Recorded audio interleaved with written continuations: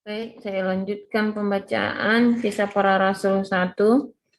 Hai Theophilus, dalam bukuku yang pertama aku menulis tentang segala sesuatu yang dikerjakan dan diajarkan Yesus sampai pada hari ia terangkat. Sebelum itu ia telah memberi perintahnya oleh Roh Kudus kepada rasul-rasul yang dipilihnya. Kepada mereka ia menunjukkan dirinya setelah penderitaannya selesai, dan dengan banyak tanda ia membuktikan bahwa ia hidup. Sebab selama 40 hari ia berulang-ulang menampakkan diri dan berbicara kepada mereka tentang kerajaan Allah. Pada suatu hari ketika ia makan bersama-sama dengan mereka, ia melarang mereka meninggalkan Yerusalem dan menyuruh mereka tinggal di situ menantikan janji Bapa yang demikian katanya, telah kamu dengar daripadaku, sebab Yohanes membaptis dengan air, tetapi tidak lama lagi kamu akan dibaptis dengan Roh Kudus. Maka bertanyalah mereka yang berkumpul di situ, Tuhan, maukah engkau pada masa ini memulihkan kerajaan bagi Israel? Jawabnya, engkau tidak perlu mengetahui masa dan waktu yang ditetapkan Bapa sendiri menurut kuasanya. Tetapi kamu akan menerima kuasa kalau Roh Kudus turun ke atas kamu, dan kamu akan menjadi saksiku di Yerusalem dan di seluruh Yudea dan Samaria dan sampai ke ujung bumi. Sesudah ia mengatakan demikian, terangkatlah ia disaksikan oleh mereka, dan awan menutupnya dari pandangan mereka. Ketika mereka sedang menatap ke langit, waktu ia naik itu, tiba-tiba berdirilah dua orang yang berpakaian putih dekat mereka, dan berkata kepada mereka, hai orang-orang Galilea, mengapakah kamu berdiri melihat ke langit? Yesus ini yang terangkat ke sorga meninggalkan kamu, akan datang kembali dengan cara yang sama seperti kamu melihat dia naik ke surga. Maka kembalilah rasul-rasul itu ke Yerusalem dari bukit yang disebut Bukit Zaitun, yang hanya seperjalanan sabat jauhnya dari Yerusalem. Setelah mereka tiba di kota, naiklah mereka ke ruang atas tempat mereka menumpang. Mereka itu ialah Petrus dan Yohanes, Yakobus dan Andreas, Filipus dan Thomas, Bartolomeus dan Matius, Yakobus bin Alfeus, dan Simon orang Zelot, dan Yudas bin Yakobus. Mereka semua bertekun dengan sehati dalam doa bersama-sama dengan beberapa perempuan serta Maria, ibu Yesus, dan dengan saudara-saudara Yesus. Pada hari-hari itu berdirilah Petrus di tengah-tengah saudara-saudara yang sedang berkumpul itu, kira-kira 120 orang banyaknya, lalu berkata, hai saudara-saudara, haruslah genap nas kitab suci yang disampaikan Roh Kudus dengan perantaraan Daud tentang Yudas, pemimpin orang-orang yang menangkap Yesus itu. Dahulu ia termasuk bilangan kami dan mengambil bagian di dalam pelayanan ini. Yudas ini telah membeli sebidang tanah dengan upah kejahatannya, lalu ia jatuh tertelungkup dan perutnya terbelah sehingga semua isi perutnya tertumpah keluar. Hal itu diketahui oleh semua penduduk Yerusalem, sehingga tanah itu mereka sebut dalam bahasa mereka sendiri Hakaldama, artinya tanah darah. Sebab ada tertulis dalam kitab Mazmur, biarlah perkemahannya menjadi sunyi, dan biarlah tidak ada penghuni di dalamnya, dan biarlah jabatannya diambil orang lain. Jadi harus ditambahkan kepada kami seorang dari mereka yang senantiasa datang berkumpul dengan kami selama Tuhan Yesus bersama-sama dengan kami, yaitu mulai dari baptisan Yohanes sampai hari Yesus terangkat ke sorga meninggalkan kami untuk menjadi saksi dengan kami tentang kebangkitannya. Lalu mereka mengusulkan dua orang, Yusuf yang disebut Barsabas dan yang juga bernama Justus dan Matias. Mereka semua berdoa dan berkata, ya Tuhan, Engkaulah yang mengenal hati semua orang, tunjukkanlah kiranya siapa yang Engkau pilih dari kedua orang ini untuk menerima jabatan pelayanan, yaitu kerasulan yang ditinggalkan Yudas yang telah jatuh ke tempat yang wajar baginya. Lalu mereka membuang undi bagi kedua orang itu, dan yang kena undi adalah Matias, dan dengan demikian ia ditambahkan kepada bilangan ke-11 rasul itu. Demikian firman Tuhan. Haleluya.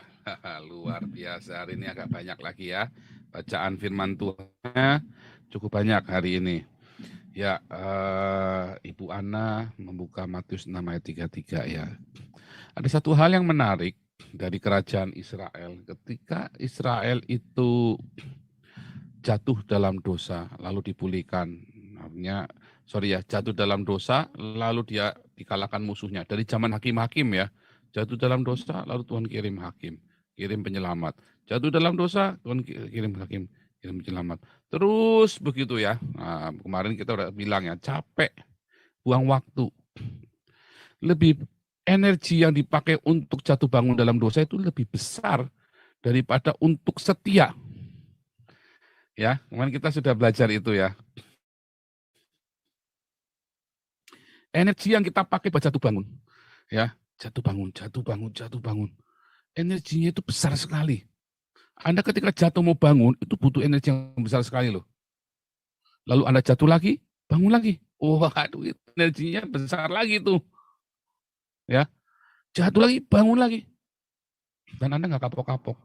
Saya juga, tapi saya sudah kapok ya. Nggak mau jatuh lagi saya.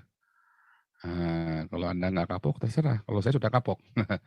Energinya besar sekali. Waduh, rasanya mau mati, saudara. Benar-benar rasanya mau mati. Saya ngerasain mendingan mati. Udah mendingan aku mati aja. Lebih enakan mati rasanya, saudara, kalau udah jatuh bangun begitu. Masalahnya, mati nggak menyelesaikan masalah. Dibawa kepada kekekalan.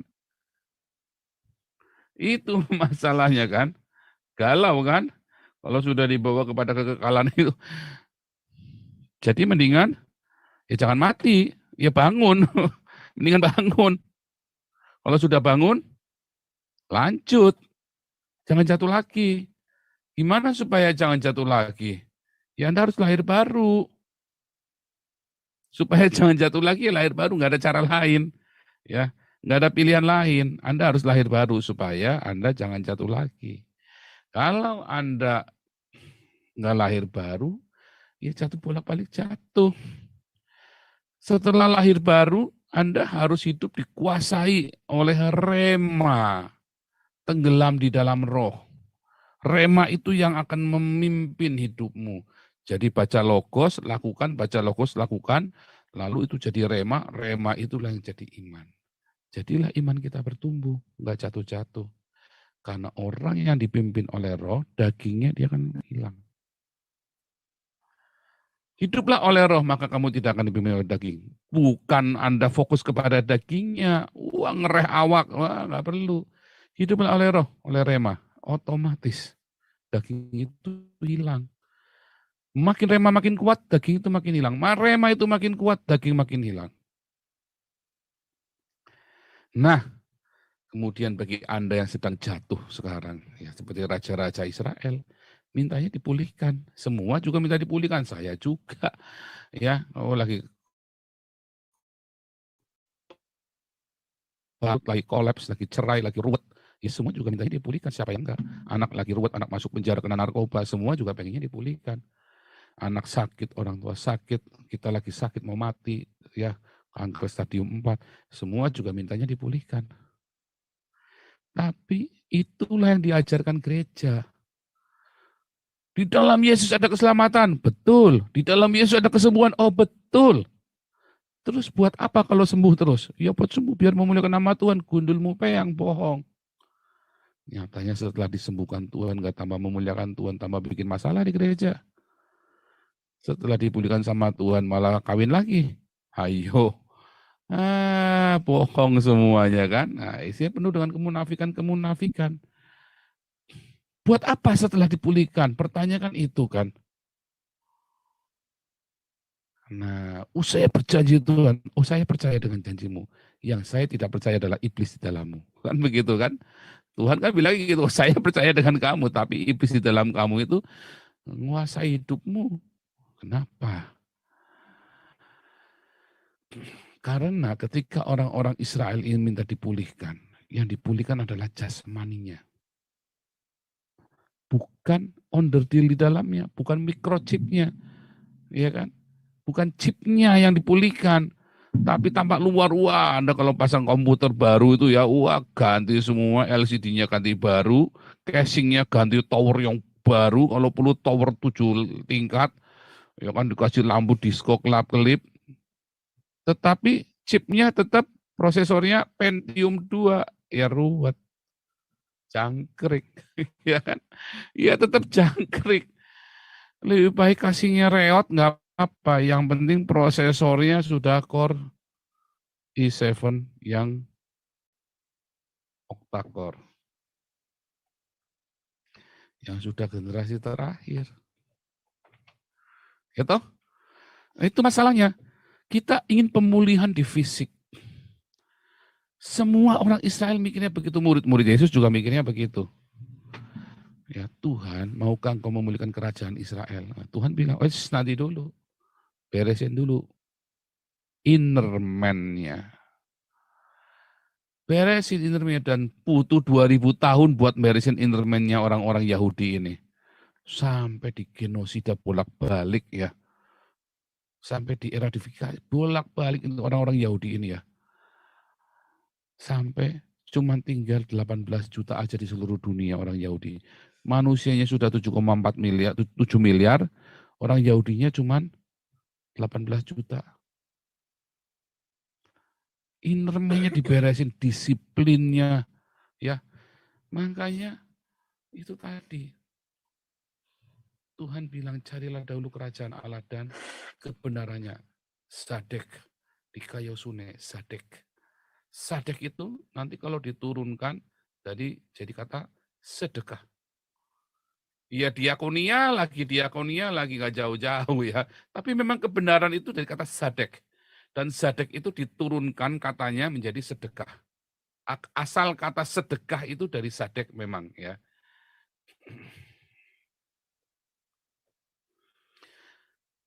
Inner man-nya diberesin dulu kalau Anda minta dipulihkan keuanganmu. Manusia dalamnya ini beres. Kalau enggak percuma, oh Tuhan bisa. Ya, banyak kali Tuhan berkati. Bisa enggak orang-orang itu disembuhkan dulu baru inner man diberesin? Oh bisa. Tetapi biasanya akhirnya percuma. Lebih baik Anda fokus dengan carilah dahulu kerajaan Allah dan kebenarannya, fokus dibenerin, ya, dibenerin, direparasi, rohmu itu diperbarui. Baru nanti setelah direparasi, diperbarui, semuanya itu akan ditambahkan kepadamu. Semuanya akan ditambahkan kepadamu kalau kita inner man-nya udah beres, ya. Masalahnya inner man-nya kita seringkali nggak beres. Kita nggak mau beresin inner man-nya kita. Kita selalu maunya output jasmanianya. Kita nggak mau. Ya, padahal Yesus bilang, karena dari hatilah keluar segala yang baik maupun yang jahat. Nah, kita nggak mau beresin hati kita. Itu masalahnya. Ya, Anda tidak mau membereskan hati dulu. Bereskan dulu hati kita sama Tuhan. Ya, Anda ingin keluargamu dipulihkan, bereskan hatimu sama Tuhan yang lurus lempeng. Lalu kita sama Tuhan kayak mau nyupang tuyul kok, ya kan? Maunya cuma berkatnya, tapi begitu bilang sangkal diri pikul salib, wah jerit semua. Begitu kita dibilang hidup sederhana bersahaja, wah jerit semua. Ada maunya fashion show kalau ke gereja, ya kan? Ya nggak pendetanya, nggak jemaatnya sama saja. Pendetanya nggak jadi fashion show kok. Ya kan rambutnya anti badai bergelora, anti apa namanya itu tadi ya, pirate Caribbean. Ya kan? Wah, Anda simple ya. Simple. Anda mau mau pulih yang sempurna, mau mendapatkan pemulihan, dan pemulihan itu tinggal tetap dalam hidupmu. Beresin hati. Sebab kalau Anda fokus dengan membereskan hatimu sama Tuhan, outputnya itu nanti sembuh sendiri. Banyak penyakit-penyakit sembuh sendiri ketika hati kita beres. Nggak usah ditengging-tengging, nggak usah sampai dikepret-kepret, nggak usah sampai diinjak-injak pokoknya itu dalam nama Yesus sampai jejeritan, nggak usah. Bereskan hatimu, itu hilang sendiri. Kalau hati kita beres, itu kok bisa gitu? Iya, Tuhan yang bilang. Lalu kenapa Tuhan Yesus harus teriak-teriak? Enggak pernah, siapa bilang Tuhan Yesus teriak-teriak. Para murid juga nggak teriak-teriak, yang teriak-teriak pendetamu. Dalam nama Yesus, setan keluar! Dalam nama Yesus, setan keluar! Itu pendetamu yang bilang begitu. Tuhan Yesus mah nggak begitu.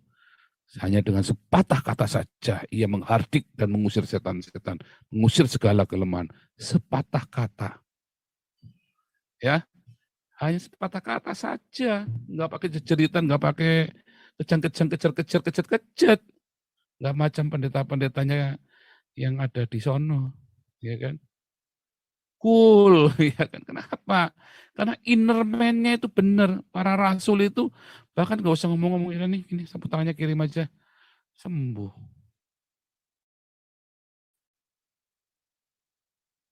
Ya, nggak usah pakai tumbang-tumbang, nggak usah pakai surala bebe, nggak usah.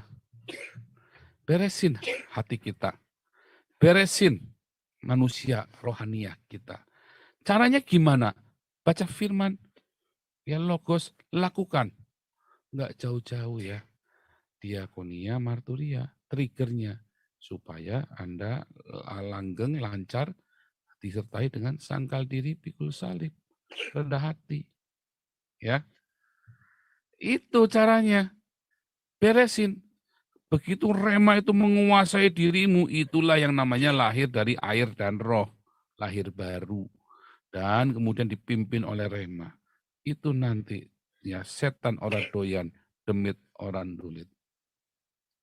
Ya, itu nanti terjadi begitu. Saya juga pengennya dulu langsung dipulihkan. Oh enggak, Tuhan bilang beresin dulu hatimu. Hati diberesin. Habis hati diberesin apa? Otak yang mesum diberesin. Waduh, otak mesum diberesin ini paling susah loh. Enak kok mesum itu kok.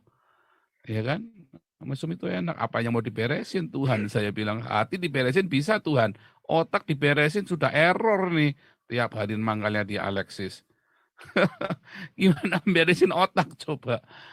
Oh ternyata diisi dengan firman Tuhan dan dengan rema yang melimpah. Wah itu bersih beres.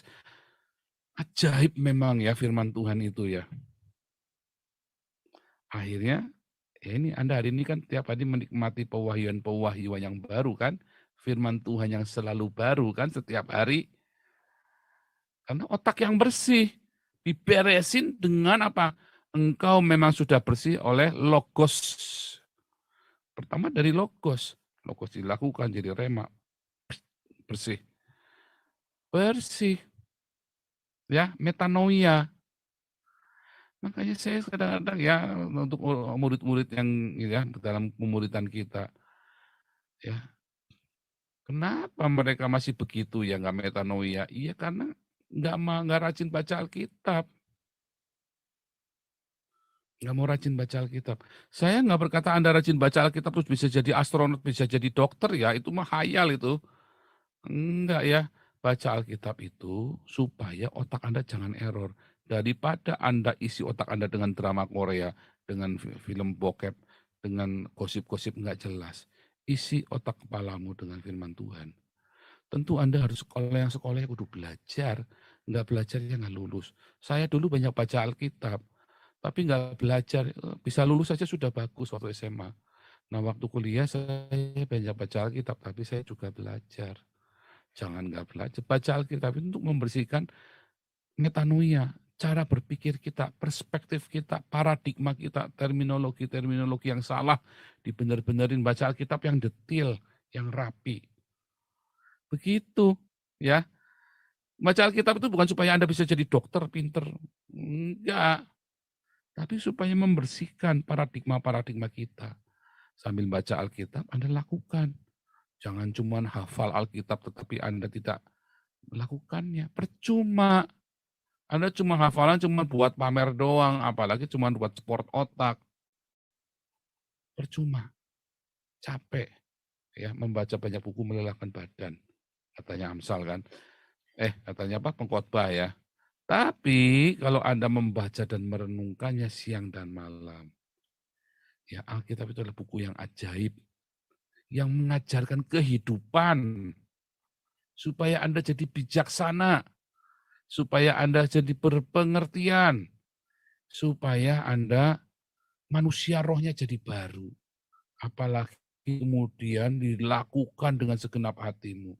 Akhirnya rema itu yang akan menguasai seluruh hidupmu itu, ya, akan memperbarui seluruh tubuh, jiwa, dan roh kita. Itulah lahir baru. Itulah yang namanya kepenuhan Roh Kudus. Itulah yang namanya dipimpin oleh Roh. Saat itu maka hidup kita akan mengalir aliran-aliran air kehidupan yang menyembuhkan orang lain juga. Ya kan? Nah, makanya tangannya saya selalu membangun. Tangannya saya selalu bekerja membangun yang positif, ya. Nggak kayak yang nyonyo sana itu yang suka nyinyir, nggak ada kerjanya, ngoceh doang. Itu percuma, walaupun ayat Alkitabnya hafal. Percuma. Buktikan dengan karya. Dari buahnya kita ngerti ini orang sehat apa enggak baca Alkitabnya. Sama-sama baca Alkitab, yang satu jadi ateis, yang satu jadi cinta Tuhan. Sama-sama baca Alkitab, yang satu nyinyir, yang satu berproduksi. Ya, semoga Anda paham. Sama-sama baca Alkitab, yang satu sembuh, yang lain enggak. Kenapa? Sama-sama baca Alkitab, yang satu murtad, yang satu tambah cinta Tuhan. Kenapa? Karena ada melakukan. Enggak cuma baca tok, enggak cuma teori tok, enggak cuma buat cepot otak. Lakukan, renungkan, lakukan logos. Berbahagia orang yang melakukan firman Tuhan. Yang mendengar logos dan melakukannya, langsung lakukan. Lakukan terus. Jangan sampai firman Tuhan itu gugur. Ya, Samuel itu kan, jangan sampai firman Tuhan itu gugur. Jangan sampai Anda dengar, lakukan tiap hari. Ya, nanti semuanya itu akan ditambahkan kepadamu. Anda harus kerja, Anda harus sekolah, tetapi disertai keberuntungan. Ya kan? Apa yang ada padamu Musa? Tongkat Tuhan. Tongkat itu ternyata ada plus-plusnya, ada keberuntungan-keberuntungan di dalamnya. Ada privilege di dalamnya. Anda mau beruntung? Oh, saya ngalami beruntungnya. Saya ini orang yang beruntung ya. Saya ini hidup banyak sekali progres dalam kehidupan saya karena keberuntungan loh. Ya. Sebab tanpa keberuntungan Anda mau pintar kayak apa? Anda cuma jadi sales obat di pinggir jalan, sales jamu. Anda tahu sales-sales yang jualan setrika asap itu, yang setrika yang bisa ngasepin itu kan, setrika asap tahu ya, yang keluar kabutnya itu kan, atau yang ini orang sales ini dia jago setrika asap, dia jago nyetrika segala macam ya setrika. Ada orang yang jualan gelang-gelang itu yang bisa dilempar kanan kiri itu, mainan itu ya, mainan gelang-gelang. Ada orang yang jualan apa namanya, yang piringan yang dilempar terus bisa balik lagi bumerangan begitu kan. Semua itu dia cuma jadi sales doang. Dia orang yang berbakat, dia bisa belajar apa saja. Dia orang yang sangat berbakat. Orang-orang ini biasanya orang yang berbakat ya. Tapi kenapa seumur hidup dia cuma jadi sales, seumur hidup dia cuma begitu-begitu saja, hidupnya muter-muter itu. Karena dia tidak punya keberuntungan. Banyak orang yang IQ-nya rendah, nggak tinggi-tinggi amat, ya, yang sekolahnya nggak tinggi-tinggi amat, bakatnya juga nggak ada, tapi dia bisa progres, bisa maju, dia bisa punya perusahaan segala macam. Saya lagi cerita jasmani ya, nggak lagi cerita jasmani dan rohani, saya lagi cerita jasmani. Contoh saja, hiasan. Karena orang ini nggak maju, nggak progres, nggak beruntung. Ada orang yang beruntung, nggak pinter, tapi jujurnya minta ampun, ketemu. Ada orang jujur minta ampun, tapi sial terus banyak, jujur acur. Tapi ada orang yang nggak pinter, tapi dia jujur ketemu sama orang baik. Dipakai sama orang baik di tangan kanannya. Apa yang salah? Aku saya ditanya kan, apa yang salah? Karakter, inner man yang nggak beres. Beresin dulu engine di dalamnya, inner man-nya, microchip-nya, prosesornya, beresin dulu. Banyak orang yang hebat, banyak orang jago, skillful, tapi sial terus. Kenapa? Karakternya. Buah roh itu kan salah satunya karakter. Ya, buah jiwa-jiwa dan karakter. Karakternya nggak baik. Ya, buah roh, aduh saya banyak lihat pendeta-pendeta ini ya, karakternya nggak baik. Ya, banyak ini diaken-diaken. Anda ya yang jadi diaken-diaken di Damaris. Coba ubah karakter. Lahir baru benar-benar. Berbuah karakter. Karakter. Ada tukang komplain, ada yang tukang kritik, ada yang tukang nilep, ada yang tukang ini. Wah, itu rubah karakter, tukang bohong. Ya kan, ada yang suka intrik-intrikan. Wah, banyak. Ya, ada yang sentimenan, ada yang kalau ngomong nyinyir. Itu semua karakter. Minta dirubah sama Tuhan, logos ya. Rubah. Nanti Anda beruntung. Ya kan? Enggak disiplin dengan uang dan banyak karakter. Rubah itu, minta sama Tuhan, baca logos lakukan, baca logos lakukan. Ya, hidup dipimpin oleh rema dengan logos. Ada yang mentalnya mental kere, mintanya jaluk terus ya kan. Kurang terus, komplain terus. Ya ada banyak. Karakter. Ya. Ngerasanya udah gitu paling benar lagi. Nah, Anda tahu nggak kenapa Anda miskin? Oh, biar miskin yang penting saya punya harga diri. Ya karena pemakan tuh harga diri itu. Karakter. Kenapa ada orang yang kaya raya? Kenapa ada orang yang punya karirnya bagus? Kenapa ada orang yang punya produktivitas yang luar biasa? Karakter. Itulah salah satu buah roh, karakter. Ya. Makanya Tuhan bilang waktu dimintai memulihkan kerajaan Israel yang sudah hancur luluh rentak itu,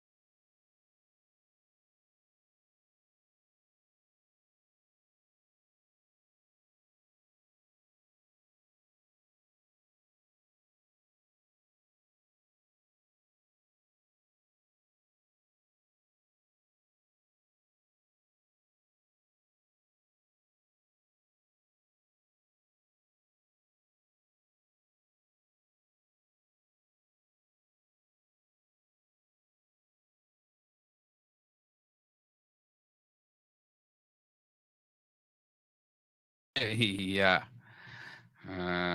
ngejam ya. Ini saya lupa ngejam sendiri rupanya ya. Jadi pindah ke wifi lama. Oke, saya lupa disconnectin wifi lamanya ya. Jadi karakter ya, rubah. Rubah karakter. Dari mana? Jangan banyak ngeluh. Bagaimana caranya supaya ngeluh? Ya banyak baca firman, metanoia. Baca firman yang banyak, renungkan, lakukan. Jangan ngurusin orang lain dulu. Urus dirimu sendiri dulu. Ya, kalau mau jadi nabi harus siap kayak saya. Kalau belum siap jadi nabi, urusin badanmu sendiri dulu. Jangan sok-sokan kritik, jangan sok-sokan komplain. Ya, urus dirimu sendiri dulu sampai beres. Udah kuat makan belum? Udah beres belum hidupmu, keluargamu? Oke, sudah siap jadi nabi, tempur jadi nabi kayak saya. Kalau belum siap jangan. Jangan banyak kritik, jangan banyak komplain. Ya. Nah, ini kita lagi cerita nasional. Tapi kalau Anda di tempat kerja, Anda kebanyakan kritik, kebanyakan komplain, bosmu seneng enggak? Oh, tapi demi kebenaran ya, telanlah itu kebenaranmu itu. Tidak akan, ya. Oh, saya mas nggak suka menjilat, Pak. Ya karepmu. Anda kira menjilat itu gampang? Oh, Pak Paulus suka bilang, oh saya juga nggak suka. Menjilat itu susah sekali loh. Ya, coba Anda kalau di kantor pos itu kan lagi terima kerjaan itu kan, jadi itu kan melet gitu kan, terus suruh jilatin perangko satu-satu, itu ada berapa puluh ribu perangko. Nah, itu menjilat itu. Nah, tapi bukan menjilat yang itu yang dimaksud ya. Cari muka. Wah, cari mukanya siapa Pak? Ya repot lagi ya. Anda nggak ngerti saya ngomongnya. Menjilat apa? Cari muka apa? Anda ngerti nggak sih? Nggak nyambung-nyambung. Maksudnya ya itu tadi angkat-angkat telur. Nah, angkat-angkat telur, Pak telur diangkat-angkat. Waduh, susah amat ya ngomong sama Anda ini. Maksudnya itulah, Anda tahu lah pokoknya ya. Oh, Anda kalau nggak biasa hidup begitu tuh, itu tuh pekerjaan yang berat loh ya. Oh, saya mendingan mati daripada suruh begitu. Ya, mendingan saya mati daripada suruh begitu. Wah, itu bukan pekerjaan yang gampang buat saya. Itu seumur hidup saya nggak bakal sanggup untuk ngerjain begitu. Tapi ada orang yang bisa begitu ya. Anda harus menghargai juga. Ya, ke kantor itu kerja bukan menjilat. Iya, coba Anda menjilat kalau bisa. Kalau orang yang biasa menjilat hidupnya memang buat cari muka, hidupnya apa ya? Jago makan hati dia. Wah, sampai kena kanker itu, sampai sakit hati makan hati, sakit empedu segala macam. Ya kan makan. Tapi kalau orang yang nggak biasa menjilat suruh begitu nggak sanggup, mendingan mati. Itu juga menjilat itu juga pekerjaan, angkat-angkat telur cari muka itu juga pekerjaan. Anda kira itu bukan pekerjaan? Coba bos itu, semua anak anak buahnya, satu orang bos, anak buahnya tukang kritik semua, tukang ngomelin semua. Puyeng, saya nggak mau. Ya, saya butuh satu ada yang bisa cari muka saya juga, buat nyenengin hati saya. Tiap hari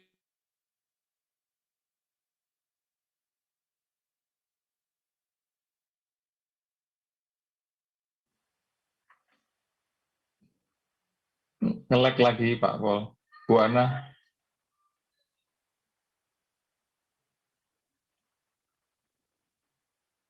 ya Bapak Ibu tunggu sebentar ya. ya Pak David, Nah, dengar suara saya? sudah sekarang, Udah ya? sudah sekarang. Nggak mau.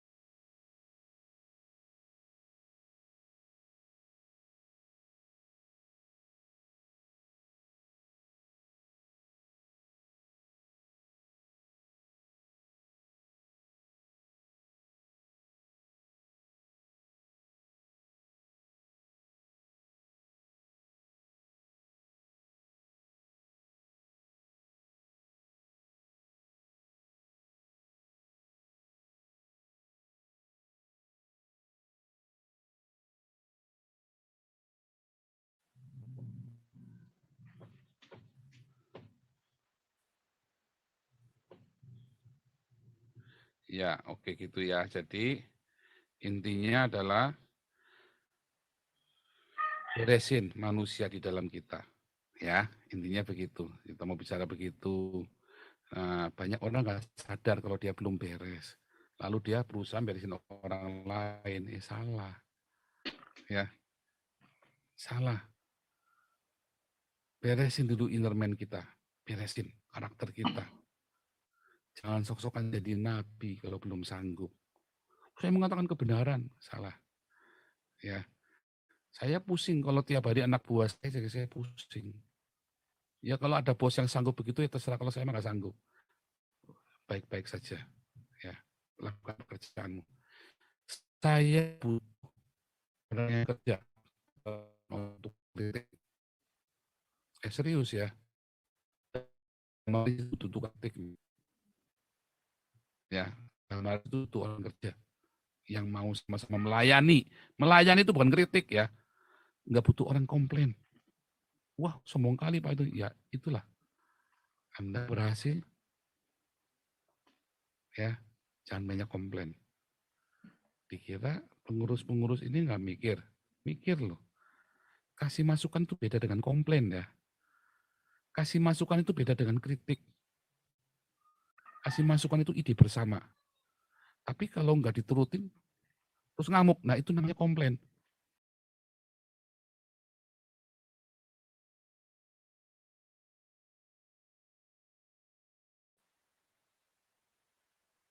Silakan. Nge-lag lagi ya. Oke, terima kasih Pak. Haleluya.